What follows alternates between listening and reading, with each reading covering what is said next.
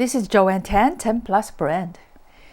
Today we're going to talk about Oscars 2024, deserving winners and why Oppenheimer is not the best. For Oscars 2024, selecting the best from a feast of good movies is made even more difficult because they are so different from each other, like apples and oranges. Among the 10 nominated movies for the best pictures, there is the over-the-top, broad-stroke, typical Hollywood large-scale Oppenheimer. Then there is the understated, simple-themed, intimate piece of art like Past Lives that pulls the heartstrings, and everything in between. Why Oppenheimer does not deserve the Oscars for Best Picture or Directing. Even though your prediction is as good as mine, Oppenheimer will probably win the Best Picture and or Directing, among other possible wins. But does it really deserve the laurels? I don't believe so. Before seeing the movie Oppenheimer, I read the entire biography, American Prometheus, that the movie was based on. The book won the Pulitzer Prize and took the authors 25 years to complete after interviewing hundreds of people and researching hundreds of thousands of pages of documents. It's the gold standard for strictly facts-based biographies. The movie Oppenheimer used all the tools available, a kitchen sink approach, 4 hours long, large format of 70mm for IMAX, even some completely made-up stories about Einstein, etc., and a plethora of sensational visual contrast, especially sex-related scenes.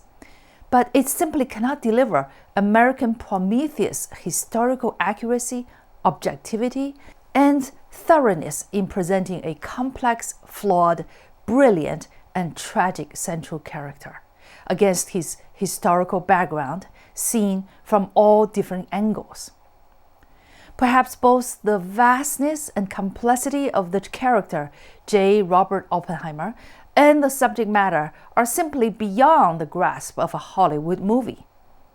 Unfortunately, I dare to say that most of the nominators and the audience have not read American Prometheus and will never know the unbridgeable difference. I asked a few people 6 months after they saw the movie about what they remembered the most about Oppenheimer.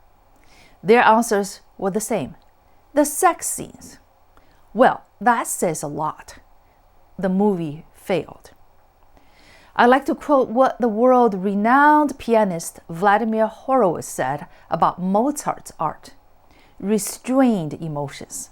What is harder than splurges of over-sensationalization, dramatization, special effects, visual and audio contrasts is to tell stories that provoke people to think and imagine, implied inner or outer worlds beyond the understatements, emotional constraints and restraints.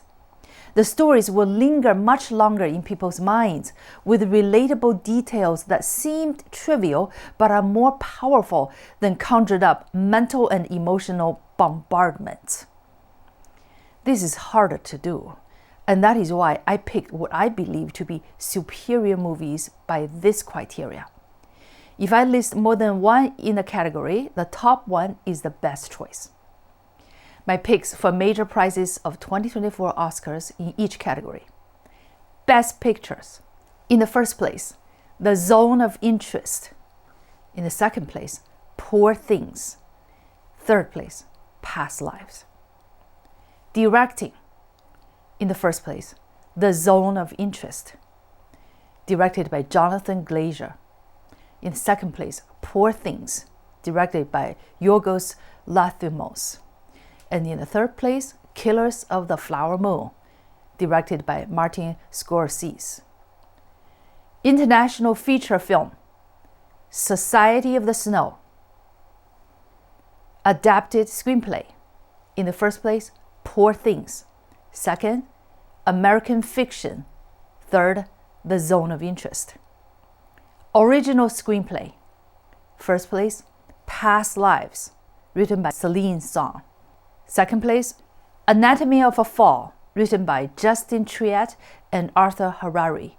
Third place, The Holdovers, written by David Hemmingson. Actor in a leading role. First place, Jeffrey Wright, American Fiction. Second place, Paul Giamatti, The Holdovers. Actor in a supporting role. Mark Ruffalo, Poor Things. Actress in a leading role. Emma Stone, Poor Things. Actress in a supporting role. Jodie Foster, Nyad. Thank you. Please follow us on 10plusbrand.com and thank you for subscribing.